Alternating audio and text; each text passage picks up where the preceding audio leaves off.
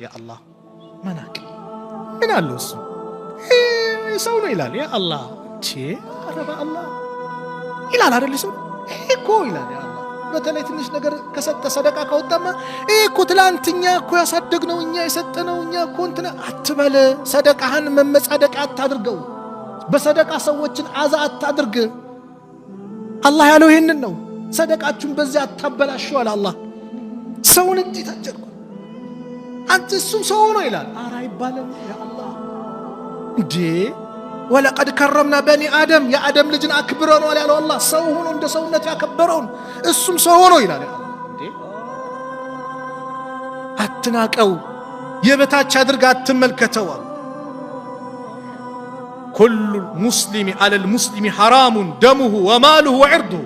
ሁሉም ሙስሊም በሁሉም ሙስሊም ላይ ሐራም ነው።